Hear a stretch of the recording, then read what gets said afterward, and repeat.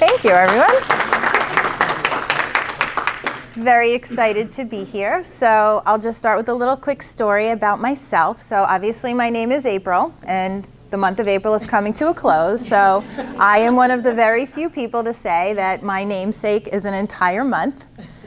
When I was growing up, April Fool's Day, April 1st, was always a terrible day at school for me. My mom would keep me home from school on some of those days so I would not have to face the little bullies at school. However, Mom turned it around and said, look, on that note, you have an entire month named after you. How special are you? So that made me feel better, feel great. So I'm driving here this morning thinking about this strategic conversation that we're about to have, listening to the radio, and they say, well, as today is the last day for April, and I said, oh my God, like, is this my last day and I'm gonna spend it giving a strategic conversation at Rutgers? I never thought it was gonna end that way. So there's different ways to look at things. So I just wanted to share that little story with you and to spend my last day with you today. So welcome to Strategic Services Talk about Employee Services. Very happy to be here again, as I said. So Employee Services delivers. Uh-oh. John? We practiced this before even. Internet technology doesn't always go. There we go. So we're going to take a step back before we start talking about employee services. And a lot of times people don't have the entire picture. So let's understand what we are. We are institutional planning and operations. So we have a set of core values and we have a core purpose in our entirety as institutional planning and operations. So our core values, hopefully everyone is very versed in them. We are results-oriented, service-focused, open and honest. Now our core purpose is to create an evolving, safe, inviting environment to advance the institutional mission. So we are here for the greater good of Rutgers University. So what is actually institutional planning and operations? Institutional planning and operations came about in 2016 by Rutgers President Bob Barchi. It was his vision to bring together all the business services of the university, everything that keeps the university going. So we're comprised of 7 departments, if you will. Business services, which comprises the finances, gets everything paid, capital expenditures, codes and standards, make sure that our buildings are up and functioning adequately, appropriately, that we actually exceed expectations. Human resources, which is also known as employee services, and that's the group that I'm going to dive deeper into in a short while. Facilities, which manages all of the facilities that we have at the university, all the custodial, environmental services.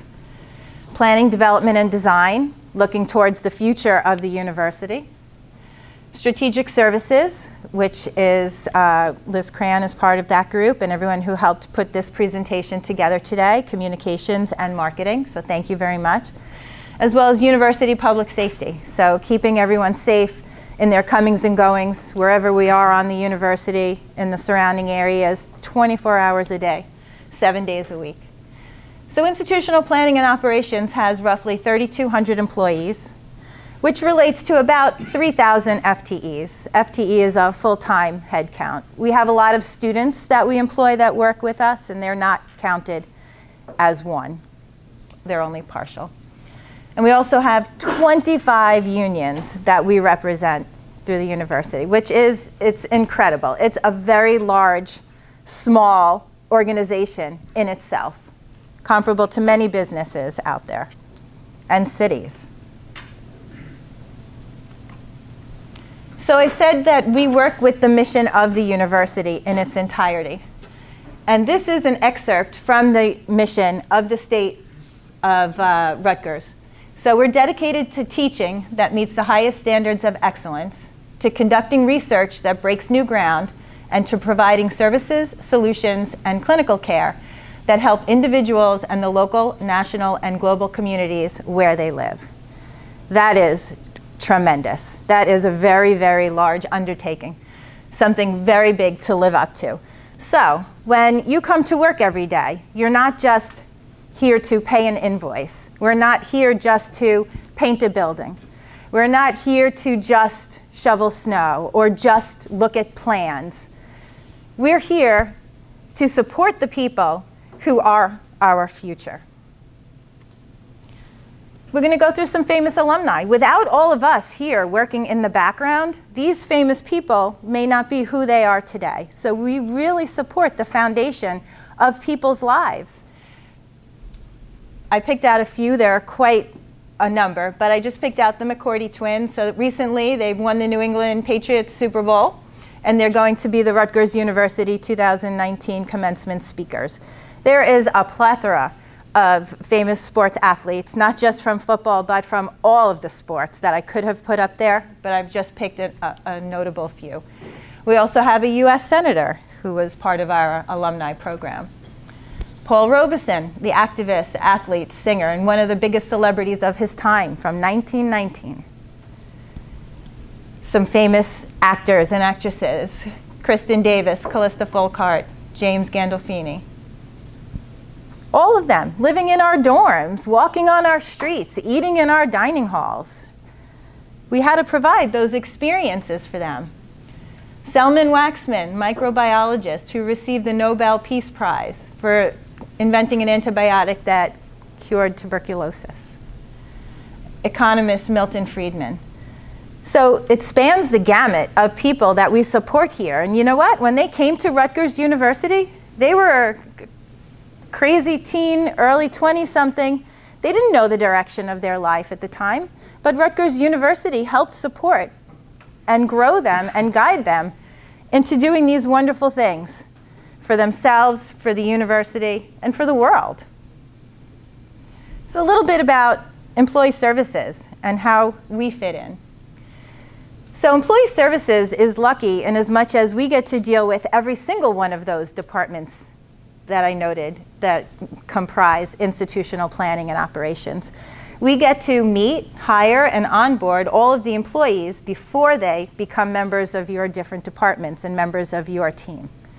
So it's very important when somebody works in employee services, human resources, to have a good personality, very positive, bubbly, because we are the first vision that this prospective employee has into the university.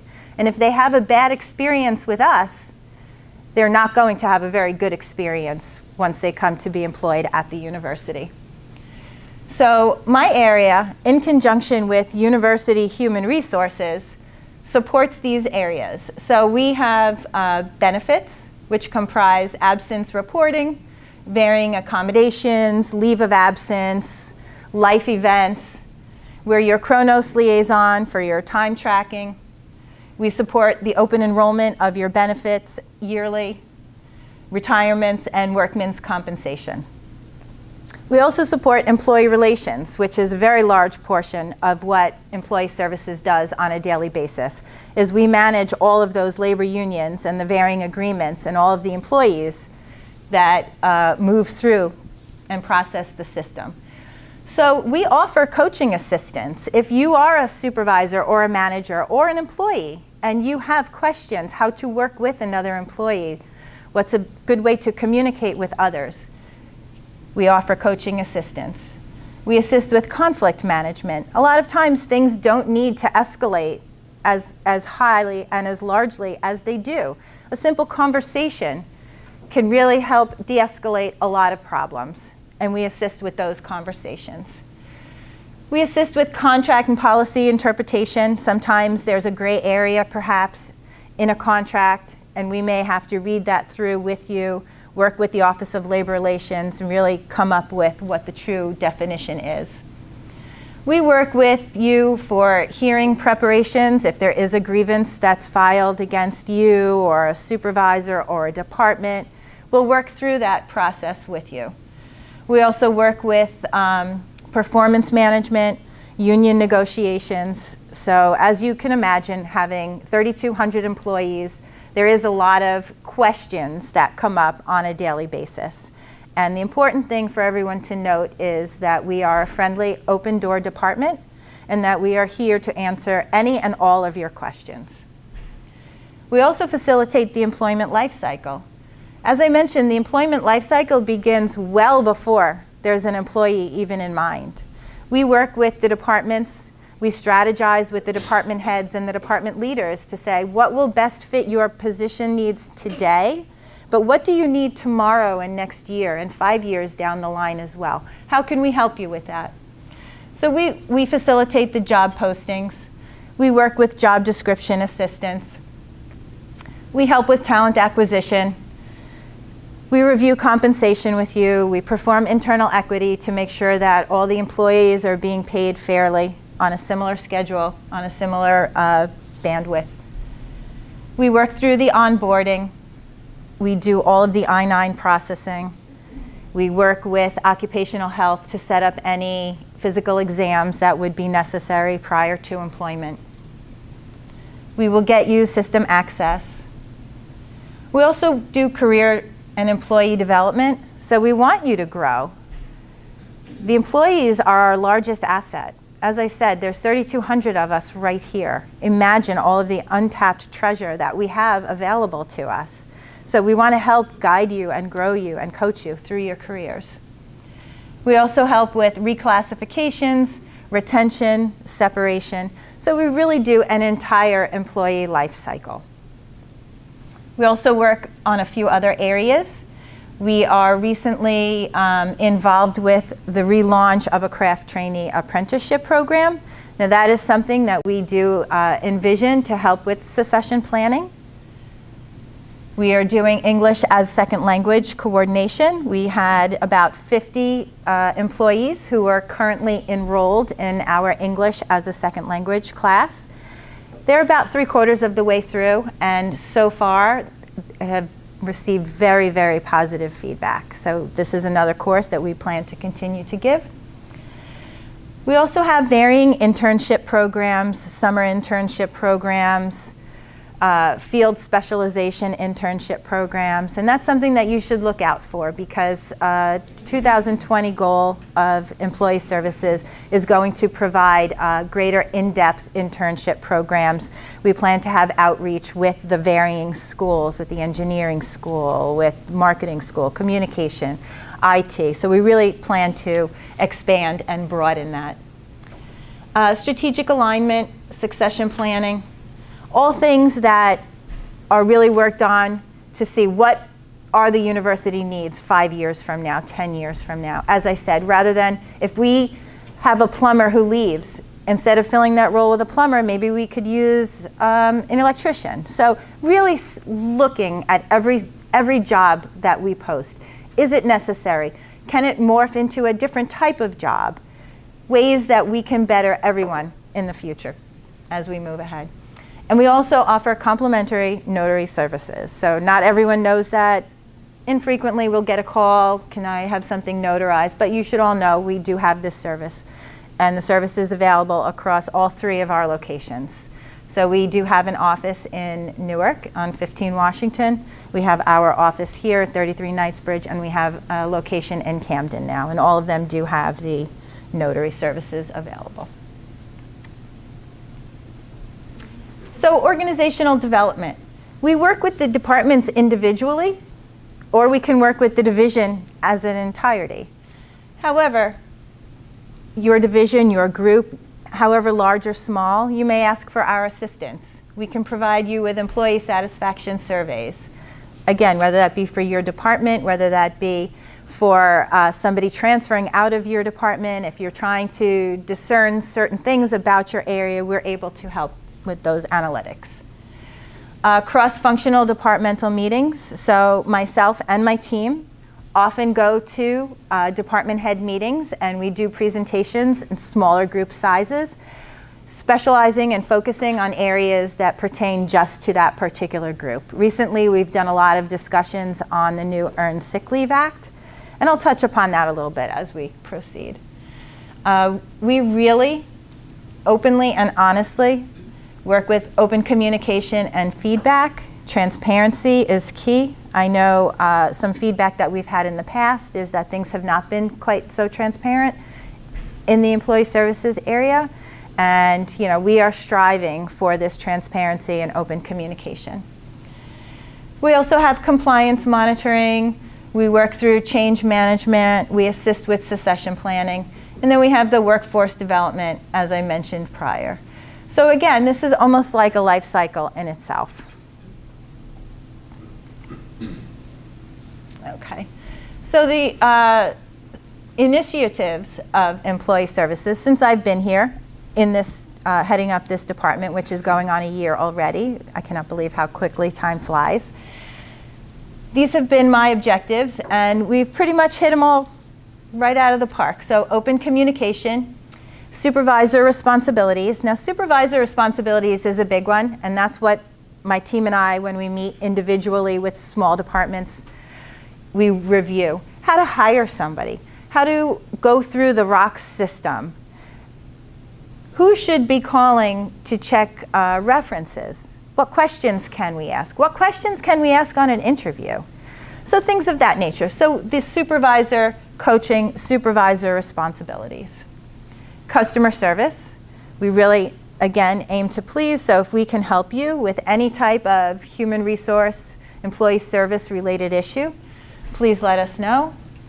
People come to us a lot of times, you know, in moments of desperation almost, if you will. I just found out that I'm sick and I don't have a lot of time left, and I don't have a lot of time left at work.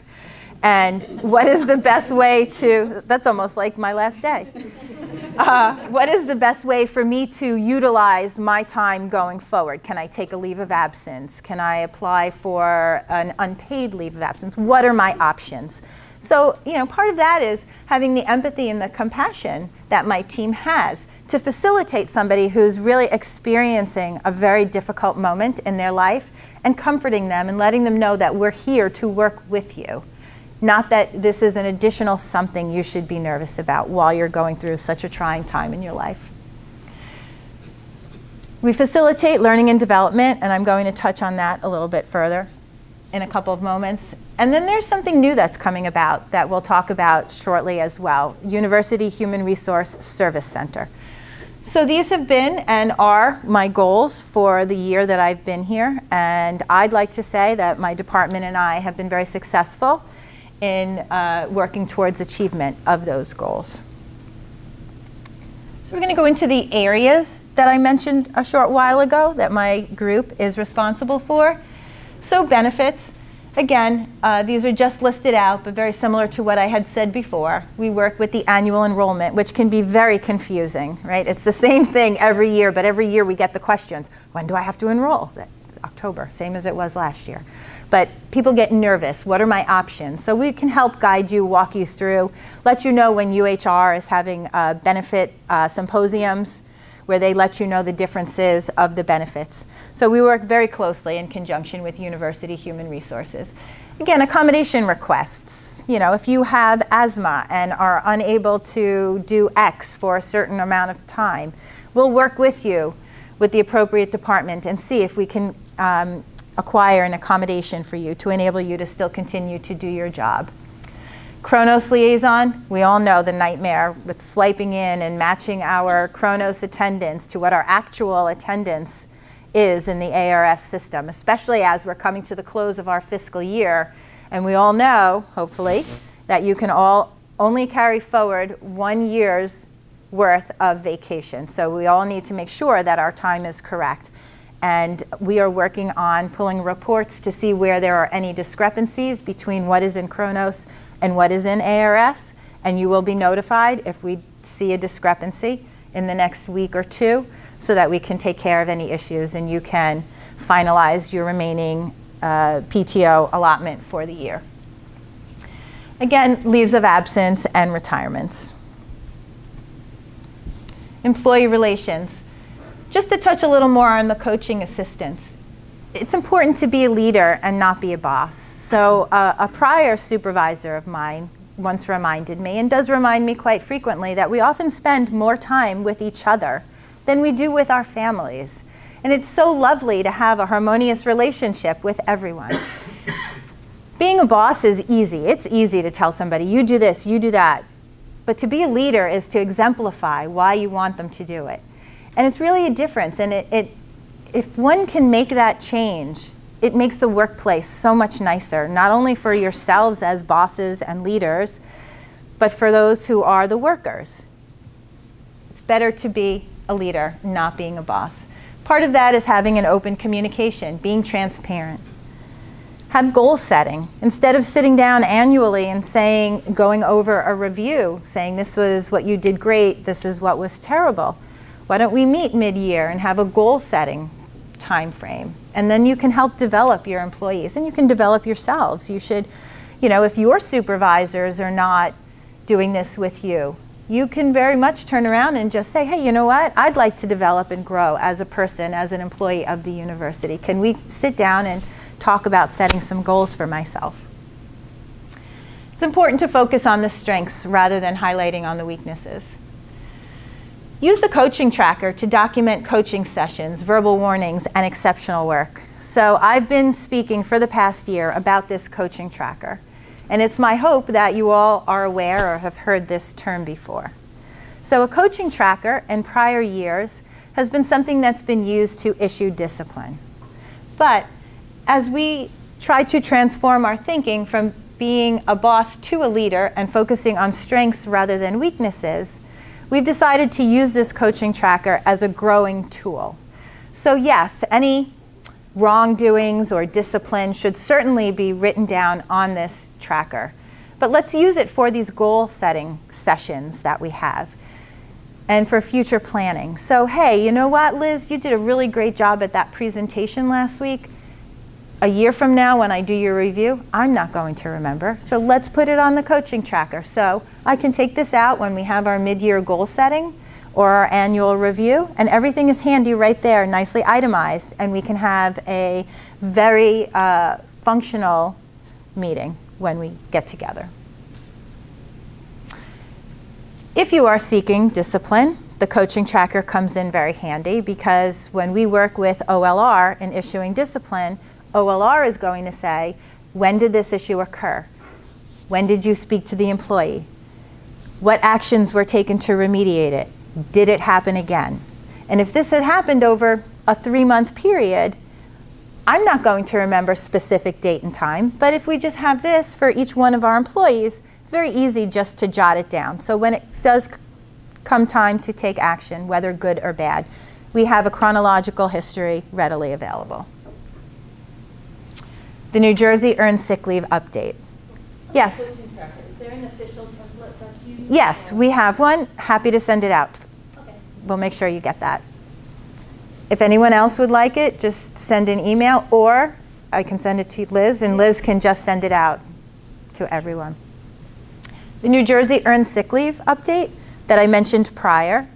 I'm going to just touch on this briefly. So the New Jersey Earned Sick Leave was recently signed into law.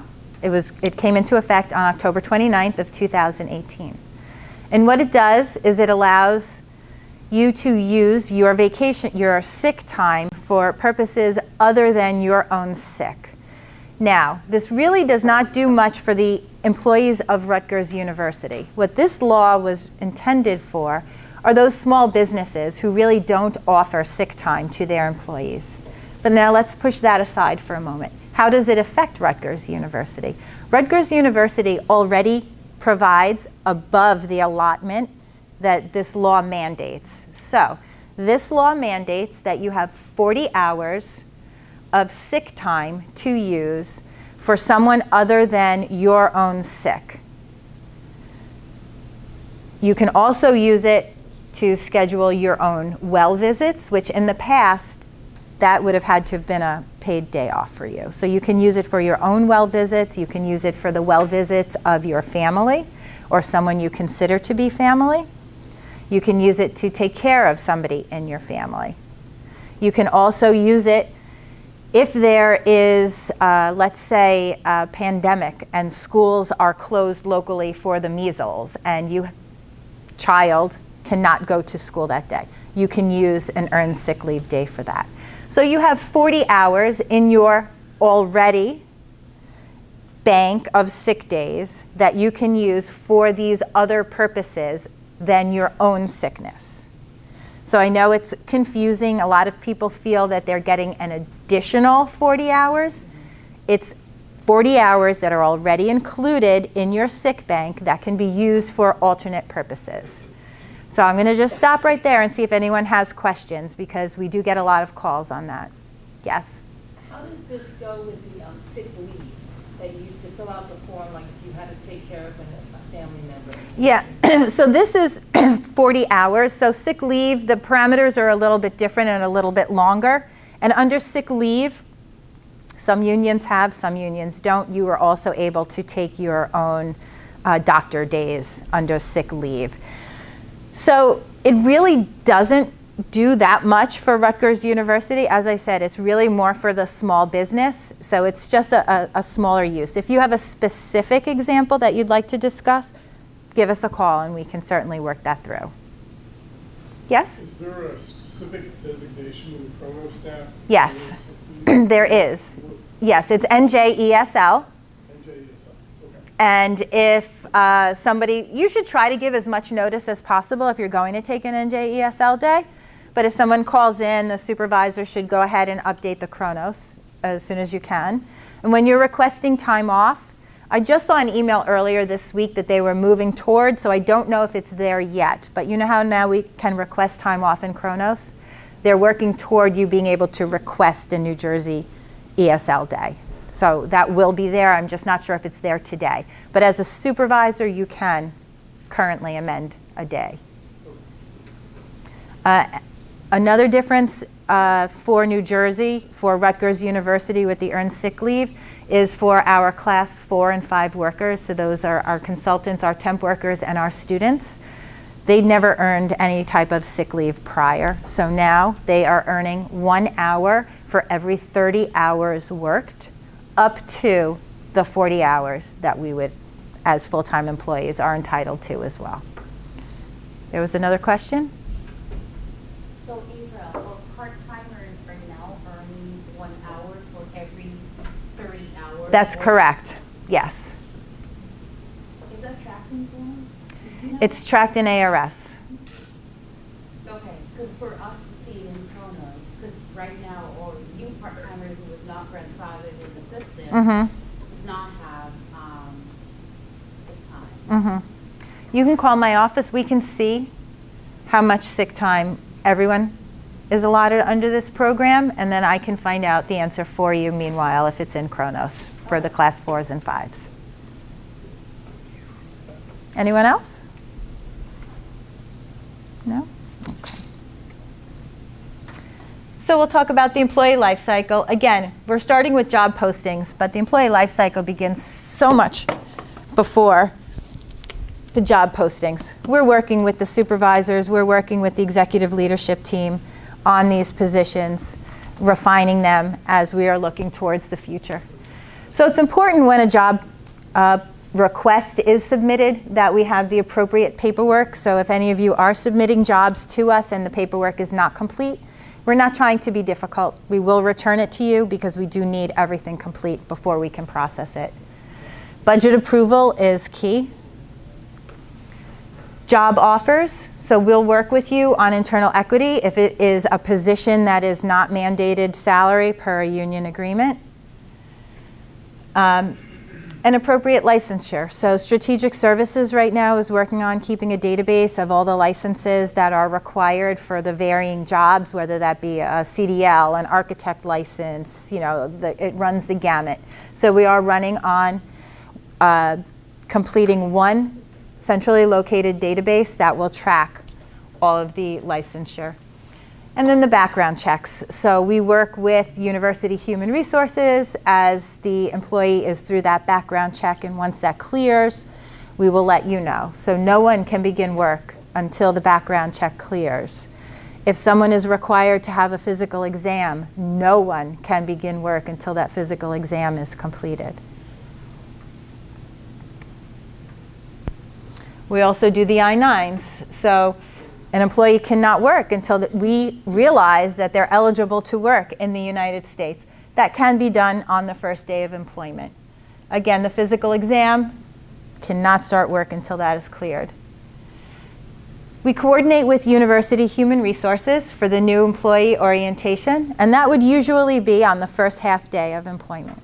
So just so you know, the employee is expected to go to work the rest of that day, but that's always not the case, and we find employees skipping out a half a day on their first day. So if that's under your control at all, and you have a new employee starting, let them know they should come to work after the employee orientation. So again, we like to help with the career and employee development. Again, the employees are our biggest asset. So mentor, coach, develop where you can. Rutgers University Human Resources, if you go on their website, they have many learning opportunities. Some are in person and some are online. And these are an example of classes that University Human Resources has. They actually have a certificate program for supervisor essentials. So a lot of times people just, or employees, just find themselves in these supervisory or managerial roles through their experience, but they really don't know how to manage people. And that's through no one's fault. They were not hired to manage people. Because they've excelled through their career, they find themselves in a position. Jerry? Yes, quick question. Last time we met as a group, there was some comments made about leadership development program within IP&O. Yep. I was wondering if you could maybe touch upon that. Yes, I will definitely touch upon that. We'll skip to that right now. So Tony Calcado's, one of his initiatives was to have a leadership development program, and that was actually kicked off last year. There was a short hiatus as the program is being re-examined, and we are going to be reinstating a leadership development program through the Department of Continuing Education. It's going to be a joint initiative. So we don't have a schedule for that yet, but I can tell you that is something that's on the plate to be started up again. So in addition to the Supervisor Essential Certificate Program, you can just take a class if you don't want to go and sit for an entire certificate program. Frontline supervision, the art of delegation, managing performance. The art of delegation, it really is an art. It's the difference between being a boss and being a leader. Do this. Let me show you how to do this. Do you know why we're doing this? Because we need to. And that slight difference really makes a change. We also have another resource that's available, and I myself love it. I've been on it constantly. It's lynda.com, and it's LinkedIn's Learning. And that is a paid subscription, but Rutgers University has paid the subscription for everyone. So it is available. You would just have to go to lynda.com, and then you log in with your NetID. And they have wonderful class offerings. And it doesn't even have to be related to our jobs. You can learn how to become a media expert. They have, courses, online courses if you're interested in CPR, learning photography, if you want to master Excel, if you're looking to become a videographer, in addition to many, many programs that would assist with your daily jobs. They have wonderful diversity and inclusion classes that I've been reviewing on lynda.com. And I would highly suggest you all log in to lynda.com and just even take a look at what they have. The university is paying for this service, and I don't think too many people are aware of it, so you should take advantage of it. If we don't use it, we may end up losing it. Question. Please. Would your office assist us in providing or developing, using the lynda.com, a schedule of courses for maybe some supervisors? Absolutely. Management people, because like you said, a lot of them fall in these roles and they're really kind of don't have the experience. Right, or the know-how to do it. We absolutely would do that. Yes? And also, like the CUs for, like, if you have something that you have to, for training, you need a certain amount of hours by certification to be certified for different things that we may have. Do you do the CUs?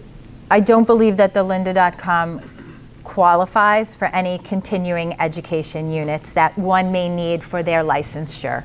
You should most definitely, if you have a license that requires continuing education, you should certainly look into it. But on my glance, I don't think that it qualifies. Anyone else? Okay. And then as we work through the employment life cycle, separation from the university, whether it be retirement or moving on for other opportunities. As the supervisors, you're probably going to be the one to get that notice. It's imperative. Did I say imperative? That you let employee services know of any movement of any of your employees, even if they're just reporting to someone different, if they're on a new location, if they have a new campus, if they are moving to a different job. We need to know about it so that we can make sure that their pay is affected accordingly. We don't want people to leave the university or make a change and not be appropriately compensated for their moves. So as the supervisors, you should be requesting and collecting any computers that they have, any cell phones that they have, any equipment or hardware that they were given when they started at the university. We need to, of course, deactivate the net ID. We need to remove their ADOPS, which is the institutional planning and operations system. We need to remove that access. We need to remove any swipe access. So we need to make sure these things are done quickly, which is why it's imperative that you let us know of any changes so we can facilitate any of these actions. So as I'm winding down now, I'm going to talk to you about going into the future. So I briefly mentioned the OneSource Faculty and Staff Resource Center that's coming online with University Human Resources. Again, Employee Services works in partnership with University Human Resources. And to better facilitate employee requests, not only in IP&O, but across the university, UHR is setting up this OneSource Resource Center. So things from my area will be moving into this resource center. However, Employee Services will always be your liaison. We always need to know what's going on with our employees. So no matter who is facilitating the work, whether it be this new Employee Resource Center or Employee Services, please have us be your first stop. Strategic alignment. Again, we want to make sure that all of these 7 departments who do function individually very well in their own groups and what they're tasked with, but that we are all on the same page. Because as I mentioned earlier, my team, we get to see the entire picture, not just each individual group.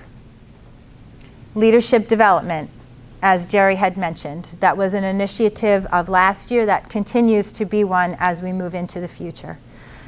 Our employees are our biggest asset, and we have many, many who are willing to be developed, and we need to run with that.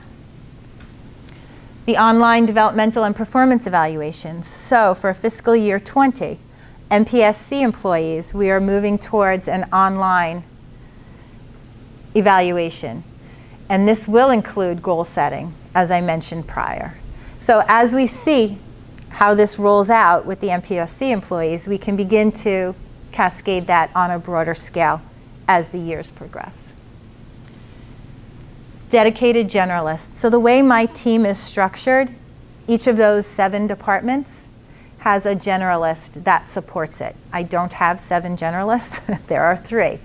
But the departments are broken up so that your area has a dedicated generalist. So you are not coming down to Employee Services saying, who do I talk to? I think I spoke to. You know who you spoke to. Someone on my team is well versed in your area, your department, the unions that you work with. Road shows, if you want us to come and speak to you individually as a department. If you would like us as Employee Services to contact an agent, maybe you're an engineer and you are having an engineering symposium that's going to have future engineers there and you think it would be a good opportunity for Rutgers to recruit from, we're happy to go and accompany you or to make that contact. And process standardization. So as all of these areas have come together through the years, we're realizing things are done in many different ways. So we're trying to work through the variety of processes that we have and looking to create efficiencies wherever we can. So that is about Employee Services. It's a short history about Rutgers University. I do want to end with a video that we have about IP&O, so you can actually see the breadth, the expansiveness of what the division encompasses. Thank you.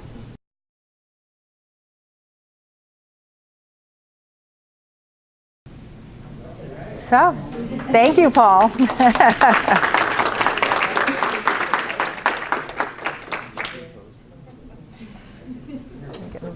Any other questions for April?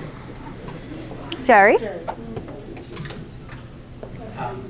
April, not unique to IP&O, the annual performance evaluations.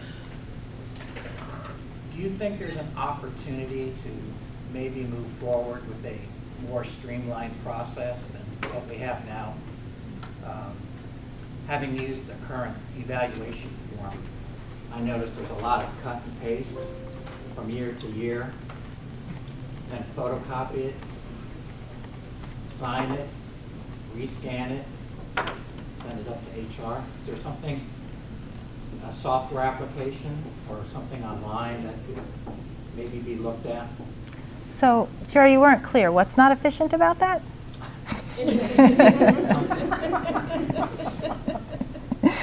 Yes, there's definitely room for improvement. And I think we're taking baby steps in that fashion, where we are starting this year, fiscal 20, with the MPSC online evaluations. Now, as you know, we are entangled with varying union contracts and agreements as to how those and when those annual performance reviews occur. So we're taking the baby step and what we can control, and once we see how that processes, we would love to be able to introduce that to other entities.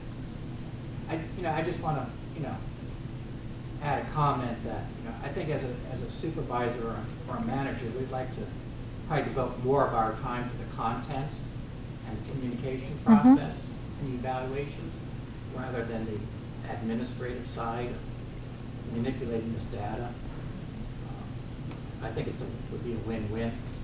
So, and I think university HR needs to, of course, be involved, because these collective bargaining units span across the university. It's not just unique to IP&O. That's exactly right. And this is one of the reasons why we do suggest using this coaching tracker all year long, so that someone doesn't have to come down and say, now it's time to sit with your employees and do goal setting, right? We should take that upon ourselves. We don't all need to do them in December, let's say. We should do it as our schedules see fit. So we know that the facilities group, perhaps, right? They're really geared up to getting the buildings back online for September. So probably setting goals in September would not be a good time. Maybe December, when the students are on break, is a better time. I'm not in that area, so I don't know. I'm just using that as an example. But as supervisors and department heads, we should do this for our teams when we see fit. We shouldn't wait for the university to mandate something. It's in your control to coach and advise as you see fit, and we would hope you would use the coaching tracker to do so. Any other questions?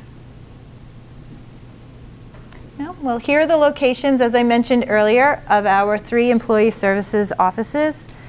You can usually reach us from 8 to 4. Those are our hours, but usually somebody's in the office as 7 and as late as 5 or 6 even.